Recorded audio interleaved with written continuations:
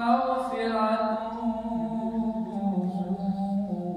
وأجر كبير.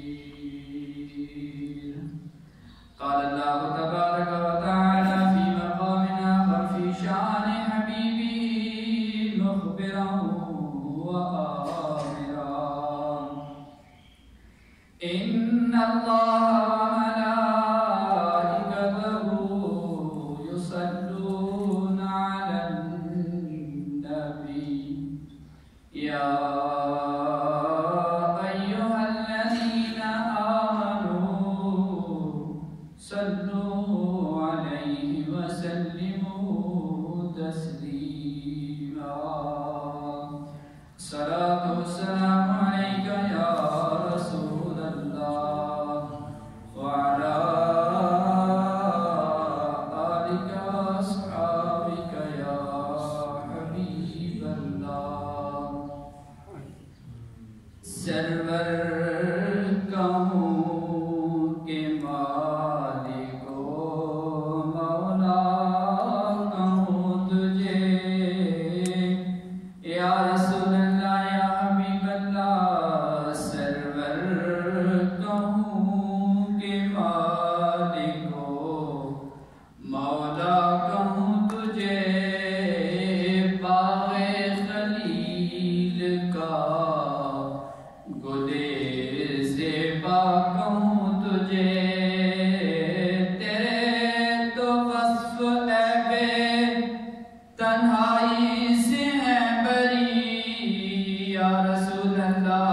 تیرے تو وصف عیب تنہائی سے ہیں بری، حیران ہوں میرے شاہ کیا کیا کہوں تجھے، حیران ہوں میرے شاہ کیا کیا کہوں تجھے.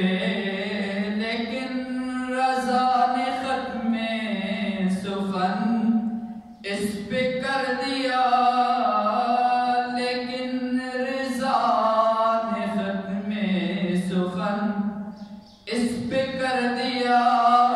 خالق کا بندہ خلق کا آقا کہوں تجھے، خالق کا بندہ خلق کا آقا کہوں تجھے. اللہ تبارک و تعالی جل جلالہ وعظم والہ وعظم شانہ وتم برہانہ کی حمد و ثنا حضور پرنور شافع یوم النشور حامی بے کساں سید سربراں غم گسار زماں سیاہ لامکاں محبوب انس و جاں فخر آدم و بنی آدم امام الانبیاء سید الانبیاء حضور تاجدار ختم نبوت حضور آقا نامدار مدنی تاجدار حبیب کردگار جناب احمد مجتبی محمد مصطفیٰ صلی اللہ علیہ وآلہ وسلم کی بارگاہ کے اندر بسط ادب و احترام کے ساتھ درود پاک پیش کرنے کے بعد اصحاب عقیدت و محبت و مودت حاملین عقیدہ اہل سنت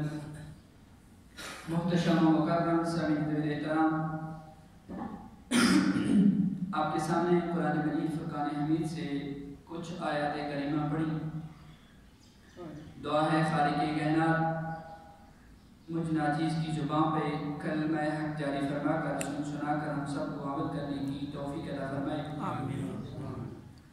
آپ کو معلوم ہے میں نے پچھلے جمعہ پہ آپ کے ساتھ وعدہ یہ کیا تھا، جو پچھلے جمعہ پہ میں نے حدیث پاک شروع کی تھی اس کے حوالے سے میں نے یہ عرض کیا تھا کہ انشاءاللہ العزیز پھر ملاقات ہوگی تو وہیں سے ہم بات شروع کریں گے.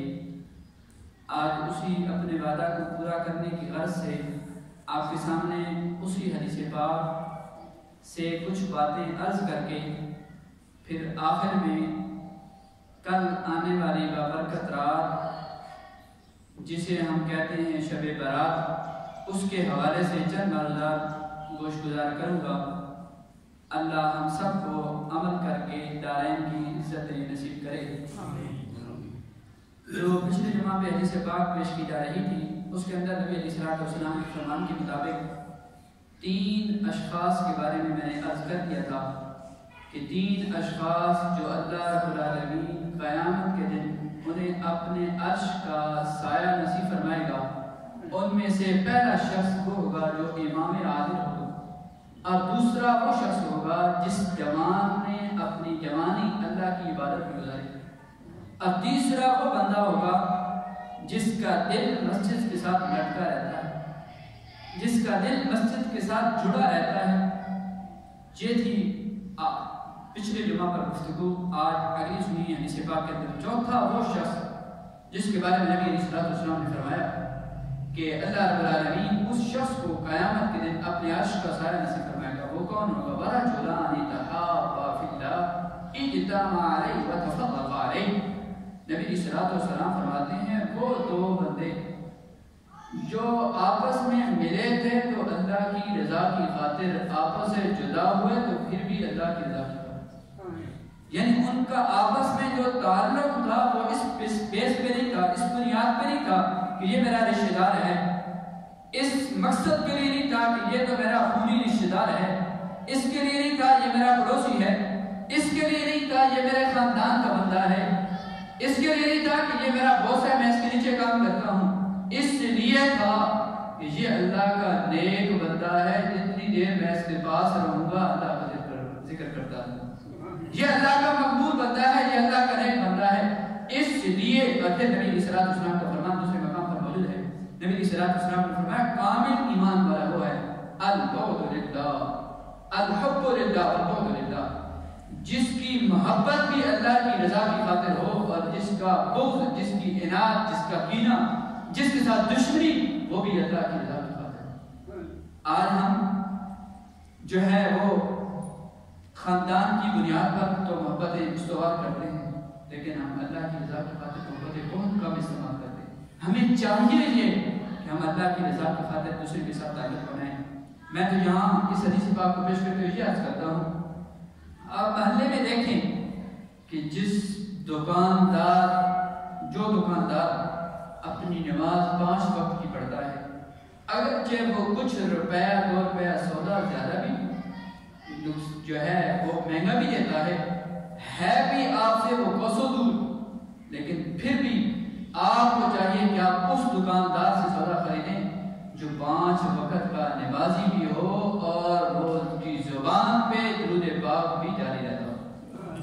اسی طرح آپ گھر خریدنا چاہتے ہیں، یہ حدیث پاک ہے، نبی صلی اللہ علیہ وسلم فرماتے ہیں کہ تم جہاں گھر بنانا چاہتے ہو پہلے دیکھو کہ آپ کا پڑوس کیسا ہے، آپ کا جو گواڈی ہے وہ کیسا ہے، ہمسایہ آپ کا وہ کیسا ہے۔ اگر ہمسایہ اچھا ہے تو وہاں پر گھر بناؤ تاکہ اس کی پھر اثرات کے اوپر مرتب ہوں، اور پھر کس طرح مرتب ہوتے ہیں۔ ہمارے اکابر نے ان باتوں پر عمل کیا۔ حضرت عبداللہ بن مبارک رضی اللہ عنہ کو کہتا ہے کہ ان کا ایک پڑوسی غیر مسلم تھا، توجہ کیجیے گا، غیر مسلم تھا پڑوسی، اس نے اپنا گھر بیچنا چاہا۔ خریدنے والے نے جب آ کر پوچھا کہ اس کی رقم کتنی ہے، آپ نے فرمایا کہ اس کی رقم مثال کے طور پر آج ہم اس وقت کا اندازہ اگر لگائیں تو مثال کے طور پر مرلے کی اگر 1.5 لاکھ 2 لاکھ قیمت تھی تو آپ نے فرمایا، اس عیسائی نے، اس غیر مسلم نے کہا کہ میں اس کو 2 لاکھ ویسے بڑھانے کی قیمت تھی، وہ کہتا ہے کہ میں اسے 2.5 لاکھ پر بیچنا چاہتا ہوں۔ کچھ قیمت زیادہ اس نے لگائی۔ خریدنے والے نے کہا یار بھاؤ تو یہ چل رہا ہے کہ 2 لاکھ کا مرلہ اور تو 2.5 لاکھ میں بیچ رہا ہے، اس کی وجہ کیا ہے، اس کی حکمت کیا ہے، اس کی کوالٹی کیا ہے زمین کی، کہ اس زمین اتنی مہنگی کیوں دے رہا ہے، کیا اس سے وہ گیس نکلتا ہے، کیا پیٹرول نکلتا ہے، وجہ کیا ہے؟ اس نے کہا، جو جواب ہے وہ سنیے گا، اس غیر مسلم نے کہا میں 2 لاکھ زمین کی قیمت لگا رہا ہوں اور 50,000 جو قیمت لگا رہا ہوں وہ اس لیے لگا رہا ہوں کہ تو ایک بہت بڑے محدث مسلمانوں کے عالم دین حضرت عبداللہ بن مبارک رضی اللہ عنہ کا پڑوسی بن رہا ہے۔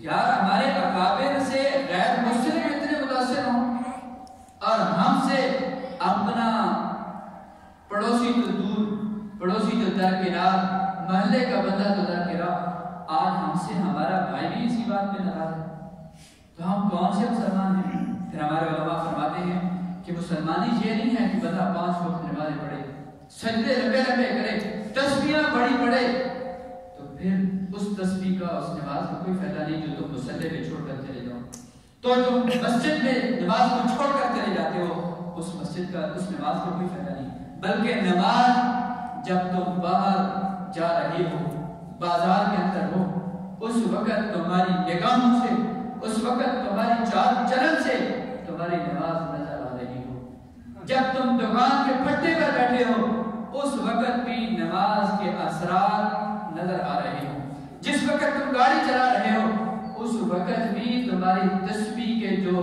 پھل ہیں، جو اثرات ہیں وہ نظر آ رہے ہو، اور جس وقت تم کسی کے ساتھ لین دین کر رہے ہو اس وقت بھی تمہاری نماز کی جھلک نظر آ رہی ہو، پھر سمجھنا کہ تمہاری نماز کا کیا ہے۔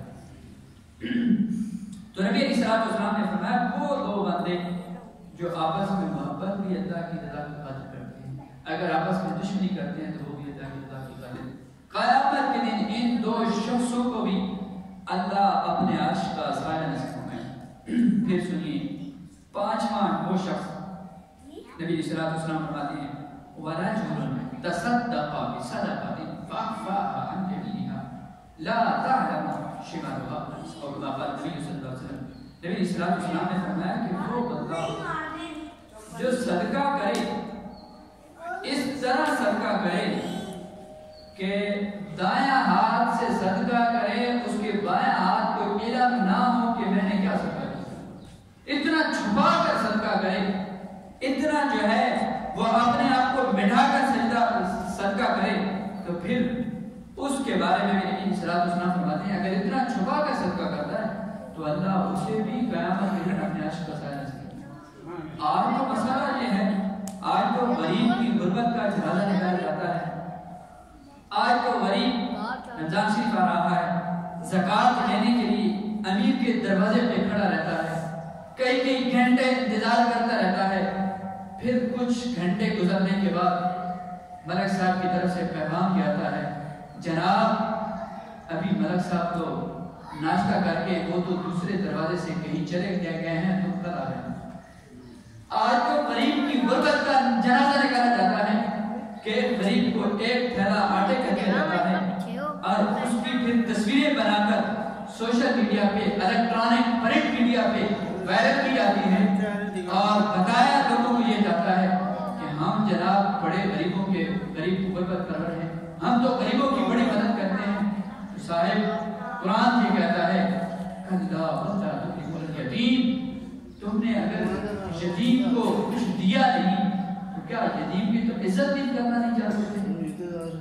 اور قرآن یہ بھی کہتا ہے الم نجعل لہ عینین ولسانا وشفتین، اگر تمہارے پاس مال و دولت نہیں تھا، اگر تمہارے پاس اتنا بینک بیلنس نہیں تھا کہ تم غریب کی مدد کر سکو، رب فرماتا ہے کیا ہم نے تمہیں آنکھیں نہیں دی تھی؟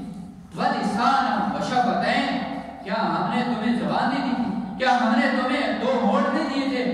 تم ان آنکھوں سے دیکھ کر، زبان سے بول کر، لب ہلا کر کسی صاحب ثروت کو، کسی صاحب دولت کو یہ تو کہہ سکتے تھے جناب ہمارے محلے میں فلاں غریب ہے اس کی تو مدد کر، اور پھر جو مالدار ہے وہ یہ نہ سمجھے کہ یہ میری ذہانت کا کمال ہے، یہ میری فطانت کا کمال ہے، یہ میرے کاروبار کا کمال ہے، یہ میں نے اتنے بڑے کاروبار کیے، اتنی بڑیاں فیکٹریاں لگائیں اس لیے رب نے مجھے دولت دی ہے، نہیں، بلکہ یہ رب کا فضل سمجھے، یہ رب کا فضل سمجھے کہ رب نے محلے میں ایک تجھے چنا، اور تجھے جو اتنا مال دیا وہ اسی لیے نہیں دیا کہ تو اس پہ سانپ بن کر بیٹھ جائے، بلکہ وہ تو اللہ نے اس لیے دیا تھا تاکہ تو غریبوں کی مدد کر سکے۔ پھر بزرگ بڑی خوبصورت بات یہاں فرماتے ہیں، بزرگ فرماتے ہیں یہ رب کا شکر کر کہ رب نے تجھے لینے والا نہیں بلکہ دینے والا بنایا، یہ تو رب کا شکر کر کہ رب نے تجھے لینے والا نہیں بلکہ دینے والا بنایا، تو رب کی طرف سے جو بات دیا جاتا ہے تو یہ رب کا فضل سمجھ کر، رب کی طرف سے یہ انعام سمجھ کر غریبوں کی مدد کرنی چاہیے۔ غریبوں کی جو ہے دیکھ بھال کرنی چاہیے. تو نبی علیہ السلام فرماتے ہیں بندہ صدقہ اس طرح کرے کہ صدقہ اس نے کیا دائیں ہاتھ سے کیا بائیں ہاتھ کو خبر نہ ہوئی. اس شخص کو بھی اللہ قیامت کے دن اپنے عرش کا سایہ نصیب فرمائے. اور یہ بزرگ جانتے ہیں اس بات کو بخوبی واقف ہیں. کچھ عرصہ اگر پہلے کو دیکھا جائے پہلے کی تاریخ ہسٹری کو پڑھا جائے کلچر کو اپنایا جائے تو پھر ہمارے بزرگوں کا یہ طریقہ کار تھا. وہ اگر کسی غریب کی مدد کرنا چاہتے ہیں تو وہ کچھ پیسے کچھ رقم ایک کپڑے کے اندر باندھ کر وہ رات کی تاریکی کے اندر رات کے اندھیرے کے اندر غریب کے گھر پھینک آتے. وہ صبح اٹھتا اور صبح اپنی رقم کو لے کر اپنی ضروریات کو پورا کر دیتا. یہ غریب کی مدد کرنے کا بھی انداز یہ ہونا چاہیے کہ بندہ اس طریقے سے غریب کی مدد کرے تاکہ اللہ بھی خوش ہو جائے اور غریب کی جو ہے وہ بے عزتی بھی نہ ہو, اس کا احترام بھی باقی رہے. جو اگر اس طرح تم نے غریب کی مدد کی تو پھر یقیناً غریب تمہیں جو دعائیں دے گا وہ اللہ تمہیں اور زیادہ عطا کرے. وہ کسی کروڑپتی سے کسی نے پوچھا کہ تو کروڑپتی کیسے بن گیا؟ اس نے بڑا خوبصورت جواب دیا. اس نے کہا کہ میں نے نیچے والوں کو لاکھ پتی بنا دیا, رب نے مجھے کروڑپتی بنا دیا. یار نیچے والوں کو دیکھو. اور یہ شریعت کا اسلوب ہے, شریعت کا یہ مزاج ہے کہ بندے کو چاہیے کہ بندہ مال و دولت کے حوالے سے اپنے سے نیچے والے کو دیکھے. ہم کیا کرتے ہیں, ہم بات کے اعتبار سے دنیاوی لحاظ سے ہم اپنے سے اوپر والے کو دیکھتے ہیں. سائیکل والا موٹر سائیکل والے کو دیکھتا ہے کاش کہ میرے پاس موٹر سائیکل ہو. موٹر سائیکل والا کار والے کو دیکھتا ہے کاش کہ میرے پاس کار ہوتی. کار والا اوپر والے لینڈ کروزر والے کو دیکھتا ہے کاش کہ میرے پاس بھی لینڈ کروزر ہوتی. لینڈ کروزر والا دیکھتا ہے کہ کاش کہ وہ ہیلی کاپٹر میرے پاس بھی ہوتا. ہیلی کاپٹر والا جہاز کی طرف. تو صاحبو یہ دنیا کی جو حسرتیں ہیں, یہ دنیا کی جو خواہشات ہیں, یہ ختم نہیں ہو سکتی. بس آپ کے نیچے والے کو دیکھو. شیخ سعدی شیرازی رحمۃ اللہ علیہ متعلق کرتا ہے آپ نے ایک مرتبہ رب کی بارگاہ میں عرض کی مالک میں بڑی تیری عبادت کرتا ہوں, تیرے حضور سجدے ہوتا ہوں اور تو نے مجھے مال و دولت اتنا نہیں عطا کیا. میرے پاس جوتے پہننے کے لیے بھی نہیں ہے اور وہ جو فلاں محلے میں فلاں بنتا ہے وہ تو بڑا صاحب ثروت ہے, بڑا دولت مند ہے اور وہ تو تیری بارگاہ میں آتا بھی نہیں ہے. شیخ سعدی شیرازی رحمۃ اللہ علیہ اپنی کتاب میں ذکر فرماتے ہیں کچھ دن گزرنے کے بعد جب جمعہ آیا, اب جمعہ کی نماز پڑھنے کے لیے دمشق کی جامع مسجد میں جمعہ پڑھنے کے لیے گئے. توجہ کیجیے گا, آپ نے دیکھا کہ وہاں ایک شخص پاؤں سے معذور بیٹھا ہے جس کے پاؤں نہیں ہیں. آپ فوراً رب کی بارگاہ میں سجدہ دے دو گے, مالک تیرا شکر ہے کہ تو نے مجھے پاؤں تو چلنے کے لیے عطا کیا. تو صاحب جو رب کی دی ہوئی نعمت تمہارے پاس ہے اس کا شکر کرو, رب اوپر والی نعمت تمہیں خود عطا فرما دے. یہ کوئی میرا تقریری جملہ نہیں ہے بلکہ قرآن ہے. وَإِذْ تَعَذَّنَ رَبُّكُمْ لَئِن شَكَرْتُمْ لَأَزِيدَنَّكُمْ وَلَئِن كَفَرْتُمْ إِنَّ عَذَابِي لَشَدِيدٌ. اگر تم میری نعمتوں کا شکر کرو گے تو میں نعمتیں اور بڑھا دوں گا, اگر میری تم نعمت کی ناشکری کرو گے تو میری پکڑ بھی میری ساتھ ہے. اور پھر یہاں حضرت موسیٰ علیہ السلام کی حکومتی کا ایک واقعہ کرتا ہے. اس شخص نے حضرت موسیٰ علیہ السلام کو کہا کہ آپ رب کی بارگاہ میں عرض یہ کر دیں, چونکہ ان کی قوم کا یہ طریقہ تھا کہ ان کی قوم کے اندر من و سلوہ آسمان سے جنتی کھانا ان کے پاس موجود ہوتا, رات سوتے صبح کے وقت ان کے پاس کھانا موجود ہوتا. اس نے یہ عرض کی کہ آپ اللہ سے ہم کلام کرنے کے لیے, اللہ سے ہم کلام ہونے کے لیے جاتے ہیں, آپ یہ مہربانی کیجیے گا کہ آپ رب کی بارگاہ میں یہ عرض کر دیجیے گا جتنا میرا رزق ہے اکٹھا وہ مجھے عطا کر. توجہ کریں, اکٹھا مجھے رزق عطا کر دیں. حضرت موسیٰ علیہ السلام نے رب کی بارگاہ میں عرض کی. رب کائنات نے آپ کی اس درخواست پر عمل کرتے ہوئے اللہ نے اس بندے کا رزق ساری زندگی کا جتنا اس کا رزق تھا اس کو ایک ہی رات میں عطا کر. صبح کے وقت جب وہ بندہ اٹھتا ہے وہ اعلان کر دیتا ہے اے علاقہ والوں آج میرے گھر کے اندر سب لوگوں کی دعوت ہے, آج تم نے آ کر کھانا کھانا ہے. لوگ آ گئے, لوگوں نے آ کر کھانا کھایا. پھر جتنا اس کے پاس رزق موجود تھا صبح جب اٹھا تو پہلے سے زیادہ رزق موجود تھا۔ پھر اس نے دوسرے دن بھی ایسا کیا، اس نے پھر مال تقسیم کر دیا، لوگوں کو ادھر کھانا کھلا دیا۔ پھر تیسرے دن اٹھا، پھر کھانا پہلے سے زیادہ موجود تھا۔ اسی طرح کئی دن گزرنے کے بعد حضرت موسیٰ علیہ السلام کا گزر ہوا۔ انہوں نے دیکھا تو انہوں نے پوچھا یہ کیا انداز ہے، یہاں تو لنگر کھانا چلا ہوا ہے، جہاں تو ہر روز لنگر چلا ہوا ہے، اس کی وجہ کیا ہے؟ رب کی بارگاہ میں اس کی مانند میرا اصول ہے، قانون ہے، قانون قدرت ہے کہ جتنا رزق میں نے بندے کی قسمت میں لکھا ہوتا ہے اتنا ہی ادا کرتا ہوں، نہ اس سے کچھ چھین سکتا ہے، نہ اسے کچھ زیادہ دے سکتا ہے۔ اور اسے تو ایک دن ملنے کے بعد پھر بار بار مل رہا ہے۔ رب کائنات نے فرمایا اے موسیٰ قانون میرا یہی ہے، لیکن بندے نے جو میں نے عطا کیا تھا اس نے میری بارگاہ میں پیش کر دیا، بندہ ہو کر وہ میری بارگاہ میں پیش کر رہا ہے، اور میں خالق و رازق ہو کر میں اسے کیسے رزق کروں؟ تو بندہ جب رب کے دیے ہوئے میں سے اپنے رب کی بارگاہ میں خرچ کرتا ہے تو رب کائنات اسے اور عطا ہے۔ رب علیہ السلام نے فرمایا جو بندہ اس طرح چھپ چھپا کر صدقہ کرے، دائیں ہاتھ سے کرے، اس کے بائیں ہاتھ کو علم نہ ہو، تو نبی علیہ السلام فرماتے ہیں اس شخص کو بھی قیامت کے دن اللہ اپنے عرش کا سایہ نصیب کرتا ہے۔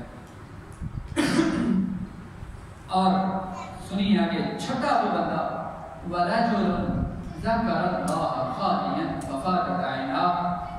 یہ جو آگے دو اشخاص میں عرض کرنے جا رہا ہوں، ان کا تعلق بھی آنے والی رات کے ساتھ، یعنی اس رات میں اگلے کل جو ہفتہ اور اتوار کی درمیانی رات ہے اس کے ساتھ ان کا تعلق بھی ہے۔ توجہ کیجیے گا، نبی علیہ السلام فرماتے ہیں وَرَجُلٌ ذَكَرَ اللَّهَ خَالِيًا فَفَاضَتْ عَيْنَاهُ۔ چھٹا وہ بندہ جس کو رب اپنے عرش کا سایہ نصیب فرمائے گا، وہ کون ہوگا؟ وہ بندہ ہوگا جو تنہائی میں بیٹھ کر، علیحدگی میں بیٹھ کر، جس وقت سارے گھر والے سو رہے تھے، جس وقت سارے گھر والے خواب غفلت کی نیند سوئے پڑے تھے، وہ اٹھا اور اٹھ کر وضو کیا، وضو کر کے مصلی بچھایا، مصلی پہ بیٹھ کر کچھ رکعات نفل پڑھے، نفل پڑھنے کے بعد پھر اپنے گناہوں کو یاد کر رب کی بارگاہ میں گریہ زاری کرنے لگا، اپنے رب کی بارگاہ میں معافیہ مانگنے لگا۔ نبی علیہ السلام فرماتے ہیں اللہ کا ذکر کرتے کرتے ففاضت عیناہ، اس کی آنکھیں بہہ پڑی، اس کی آنکھوں سے آنسو چھلک پڑے۔ اللہ کے محبوب علیہ السلام فرماتے ہیں قیامت کے دن اللہ اسے بھی اپنے عرش کا سایہ نصیب کرے گا۔ اور یہاں پھر دوسرا فرمان پڑھ کر اور سن کر اپنے ایمان کو تازہ کیجیے۔ نبی علیہ السلام نے یہ نہیں فرمایا کہ یہاں وہ اتنا روئے کہ اس کا مصلی تر ہو جائے، مصلی بھیگا ہو جائے، اتنا روئے کہ پیالے بھر جائیں، اتنا روئے کہ گلاس بھر جائے، نہیں۔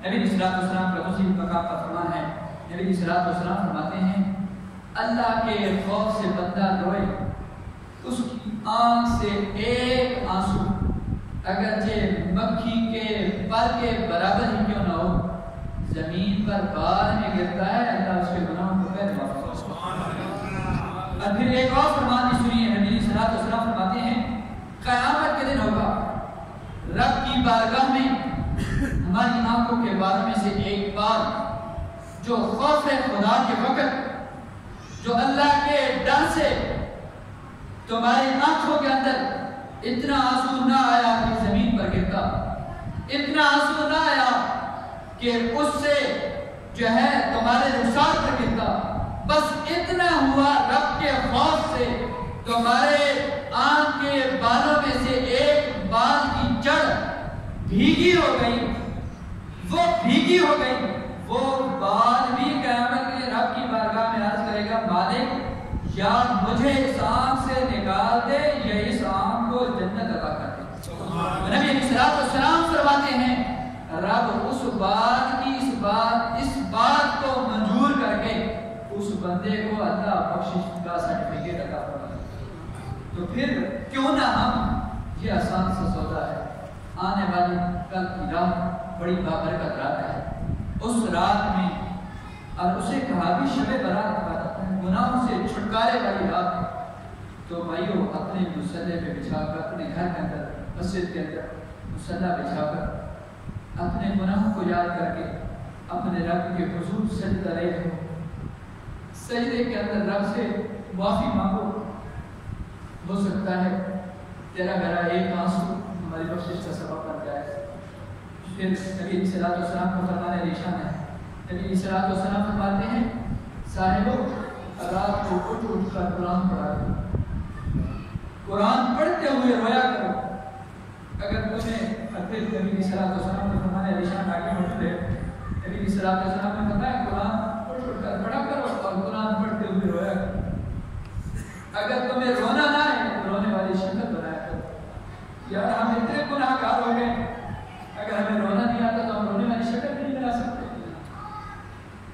اور پھر یہی روایت حضرت داتا علی حجویری رضی اللہ عنہ بیان کر رہے کہ کسی نے کہا حضرت اگر بندہ اتنا گناہ گار ہو کہ رو بھی نہ سکے، تو رونے والی شکل بھی نہ بنا سکے، تو پھر کیا کر؟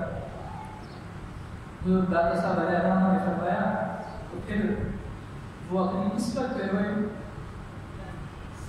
اتنا بدکار ہو گیا ہے، اتنا گناہگار ہو گیا کہ اسے رب کے حضور رونا نہیں آتا. تو آنے والی رات کو غنیمت جانی رب کی بارگاہ میں سجدہ ریز ہوئی. اور یہ وہ چوکھٹ کی طرف میں آپ کو لانا چاہتا ہوں، اس دروازے پہ آپ کو کھڑا کرنا چاہتا ہوں جو دروازہ کبھی بند نہیں ہوا، قیامت تک کبھی بند نہیں ہوگا. جب تک سورج مغرب سے طلوع نہیں ہوتا اس وقت تک یہ دروازہ بند نہیں ہوتا. یارو یہ وہ دروازہ ہے، اس کا کوئی وقت نہیں ہے.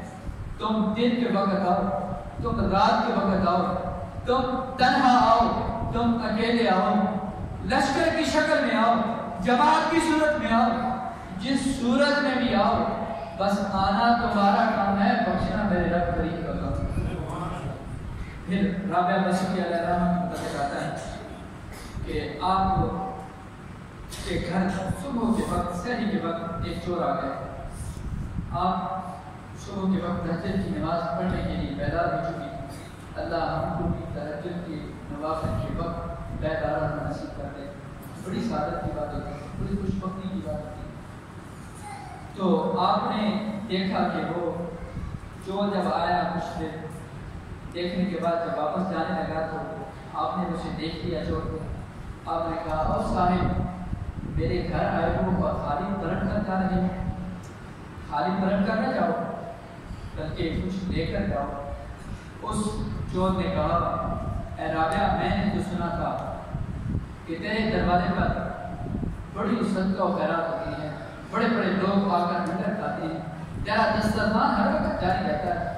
لیکن میں تو آیا جہاں مجھے کچھ نہ ملا، میں تو اس لیے واپس جا رہا ہوں. رابعہ بصری نے بڑی خوبصورت بات کی. انہوں نے کہا اس نے کہا اے نوجوان، اے رات کی تاریکی کے اندر چوری کرنے والے، آج ایک میری بات میں مان لے. تو نے اپنی خواہشات پر بھی عمل کیا ہوگا، تو نے لوگوں کی باتیں بھی مانی ہوگی، آج ایک میری بات میں مان لے. اس چور نے کہا حضرت کیا وجہ، کیا بات ہے، کیا کہنا چاہتے ہیں آپ؟ آپ نے کہا کہ صاحب اچھی طرح وضو کر لے، اچھی طرح وضو کر لے. اس نے کہا ٹھیک ہے وضو کر دیا. وضو کرنے کے بعد آپ نے مصلی بچھایا، ادھر اپنا مصلی بچھایا، ادھر اپنا مصلی بچھایا. اس کو کہا اے جوان صرف 2 رکعت نماز نفل پڑھ. کتنی؟ صرف 2 رکعت، صرف 2 رکعت نماز نفل پڑھ. اس نے کہا ٹھیک ہے. وہ 2 رکعت نفل کی نیت کرتا ہے.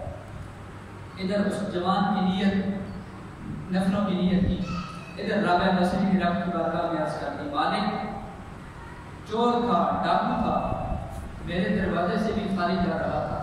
مالک اگر تیرے دروازے سے بھی خالی چلا جائے گا تو پھر یہ کدھر جائے گا؟ مالک تیرے دروازے سے بھی خالی جائے گا تو پھر کدھر جائے گا؟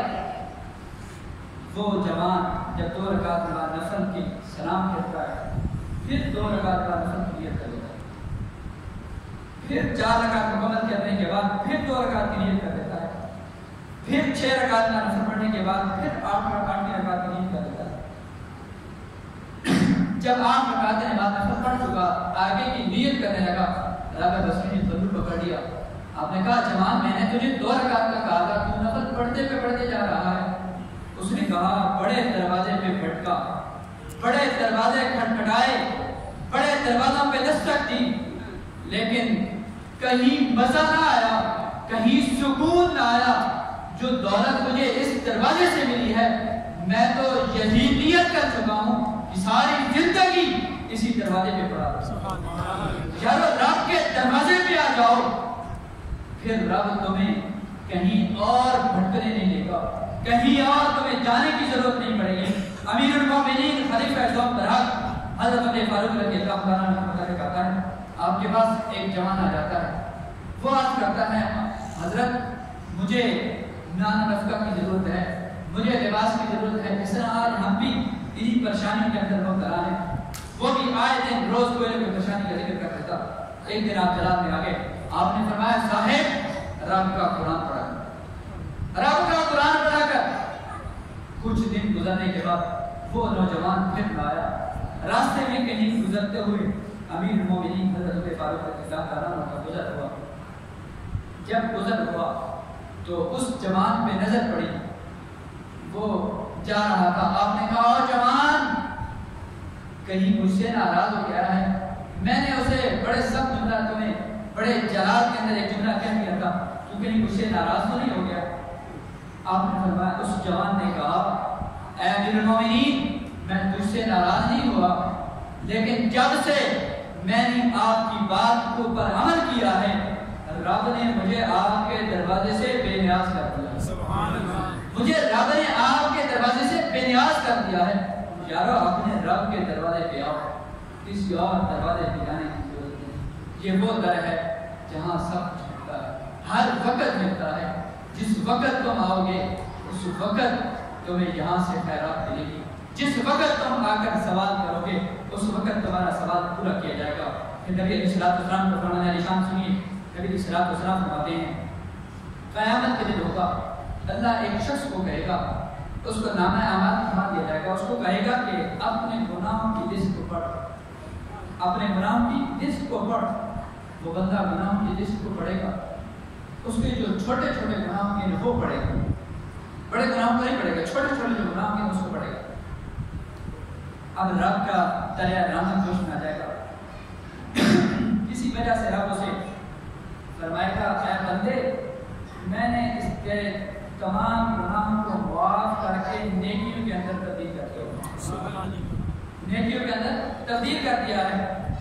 نبی علیہ السلام فرماتے ہیں جب یہ رب فرمائے گا اے بندے خدا میں نے اس طرح چھوٹے چھوٹے گناہوں کو نیکیوں کے اندر تبدیل کر دیا ہے۔ اور یہ یاد رکھیں شریعت کا اصول ہے، شریعت اسلامی کا یہ قانون ہے کہ بندہ جتنا بڑا گنہگار ہو اگر سچی توبہ کر لے تو اتنا بڑا ولی نام بن جاتا ہے، اتنا بڑا نیکوکار بن جاتا ہے۔ اس کی وجہ یہ ہے کہ رب گناہوں کو نیکیوں کے اندر تبدیل کر دیتا ہے۔ قرآن ہے ان الحسنات یذهبن السیئات، جس وقت نیکی آتی ہیں برائیاں کو مٹ جاتی ہیں۔ تو نبی علیہ السلام فرماتے ہیں جب رب یہ فرمائے گا وہ بندہ عرض کرے گا مالک ابھی میرے بڑے بڑے گناہ تو باقی ہیں، وہ پہلے پڑھ نہیں رہا تھا، اب عرض کرے گا رب کی رحمت کو دیکھ کر رب کائنات میرے بڑے بڑے گناہ تو باقی ہیں۔ نبی علیہ السلام بڑے مسکرائے اس بات کو بیان کرتے ہوئے، بندہ رب کے حضور آ جائے، رب کے حضور سے قریب ہو جائے، رب اسے معاف فرما دیتا ہے۔ صاحبوں اگلی والی رات جو ہے اس کو غنیمت جانیے، اس کے اندر اپنے رب کے حضور سے قریب ہوئے، اپنے رب سے معافی مانگیے۔ صاحب یہ معافی کا جو دروازہ کھلا ہے یہ جب تک کھلا ہے یا تو مغرب سے سورج طلوع نہیں ہوتا اس وقت تک، یا جتنے تک ہماری سانسوں کی مالا چل رہی ہے۔ ابھی سانسوں کی مالا چل رہی ہے، ابھی سے رب سے معافی مانگو۔ اور پھر یہ بھی یاد رکھیں رب کی بارگاہ میں جب معافی مانگنے آؤ گے تو پھر کتنا وقت لگے گا۔ نبی صلی اللہ علیہ وسلم فرماتے ہیں بندہ گناہ کر کے ایک مرتبہ رب کی بارگاہ میں آتا ہے، رب فرماتا ہے میں نے اسے پوچھنا، بندہ واپس چلا جاتا ہے، پھر دوسری مرتبہ آ جاتا ہے، پھر جب تیسری مرتبہ آتا ہے تو رب فرماتا ہے اے فرشتوں مجھے اپنے بندے سے حیا کی ہے کہ میں اسے کیسے اپنے دروازے سے واپس بھیجوں۔ یار رب بڑا خوش ہوتا ہے، اور قرآن بڑے خوبصورت انداز میں ہم لوگ کو جھنجھوڑ کر یہی الفاظ کہہ رہا ہے، یا ایھا الانسان ما غرک بربک الکریم، او بھٹکے ہوئے انسان، او بھاگے ہوئے انسان، تیرا رب بڑا کریم ہے۔ یار اگر کسی والد کا بیٹا بھاگ کر گھر سے چلا جائے، والد اس کو گھر سے کسی غلطی کی بنا پر گھر سے نکال دے، شاگرد استاد سے بھاگ کر چلا جائے، وہ واپس آنے کے لیے بڑا ڈرتا ہے کہیں مجھے سزا نہ مل جائے۔ اگر اسے جا کر کوئی کہہ دے تیرا والد یار بڑا پریشان ہے، وہ تو کہہ رہا ہے یار میں اسے کچھ نہیں کہوں گا، اسے کہو کہ واپس آ جائے، وہ فوراً واپس آ جائے گا۔ صاحب ہمارا رب ہمیں کہہ رہا ہے، یا ایھا الانسان ما غرک بربک الکریم، او بھاگے ہوئے انسان، کہیں تمہیں بھٹکنے کی ضرورت نہیں، کہیں تمہیں بھاگنے کی ضرورت نہیں، کیونکہ تیرا رب بڑا کریم ہے، تیرا رب بڑا کریم ہے۔ تو رب کی بارگاہ میں آ جاؤ، رب کے حضور توبہ کرو، رب کے حضور معافی مانگو، رب تمہیں بخش دے گا، رب تمہیں معاف کر دے گا، اور پھر رب تمہیں جو ہے اگلی زندگی تمہارے لیے آسان کر دے گا۔ اللہ کے حضور دعا کرتا ہوں اللہ اس بابرکت رات کو ہم سب کو پکی توبہ کرنے کی نصیب فرمائے۔ اس کی عبادت کے حوالے سے اکثر آپ سوال کرتے ہیں کہ جو شب برات والی رات ہے اس کے اندر عبادت کرنا کون سی عبادت کی جائے؟ یاد رکھیں بہتر یہ ہے آپ اپنی قضا نمازوں کی فہرست بنائیں، اپنی قضا نمازوں کے لوٹانے کی تحقیق کریں، کیونکہ نوافل کے بارے میں آپ سے نہیں پوچھا جائے گا کہ آپ نے نوافل پڑھے یا نہیں، لیکن نماز کے بارے میں پوچھا جائے گا کہ نماز تم نے کیوں نہیں پڑھی، اگر وقت پر نہیں پڑھ سکے تو پھر قضا کر کے کیوں نہیں پڑھی، یہ دو سوال کیے جائیں۔ تو پھر آپ نے کوشش یہ کریں اس رات کو آپ کو جتنا وقت میسر آئے، جتنا وقت آسانی سے عبادت کر سکے اتنا جو ہے آپ اپنی نمازوں کی قضا کرنے کی ترتیب بنا لیں۔ اور اس کا آسان طریقہ یہ ہے کہ آپ صبح کی نماز سے شروع کریں، نیت یہ کریں کہ 2 رکعت نماز فرض فجر آخری قضا بلکہ تعالیٰ کی رحمانے کا شکر اللہ ہو۔ پھر اسی طرح چونکہ قضا کے طریقے ہوتا ہے کہ فرضوں کی قضا کی جاتی ہے، پھر آپ 4 رکعت نماز فرض ظہر آخری قضا، پھر اسی طرح عصر کی 4 رکعت نماز فرض عصر آخری قضا، پھر مغرب کے 3 رکعت نماز فرض مغرب آخری قضا، پھر عشاء کے 4 رکعت نماز فرض آخری قضا، اور ساتھ 3 رکعت وتر واجب آخری قضا بلکہ تعالیٰ نے طرف آنے کا شکر اللہ اکبر۔ اس طرح آپ کی 5 نمازیں مکمل ہو جائیں گی، پھر آپ صبح کی نماز سے شروع کرتے ہیں، پھر اسی طرح کرتے کرتے جتنی ہو سکے آپ اپنی قضا نمازوں کی لوٹانے کی طریقہ کار کریں، تاکہ آپ کو رات جاگنے کا ثواب بھی میسر آ جائے، آپ کو مسجد کے اندر عبادت کرنے کا ثواب بھی مل جائے، اور آپ سے جو قرض نبھانے تھی ان کا قرض بھی آپ سے گزر جائے۔